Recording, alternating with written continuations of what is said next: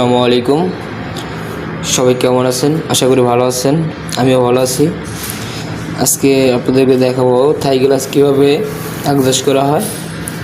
তো পুরো ভিডিওটা দেখবেন, আশা করি ভালো লাগবে।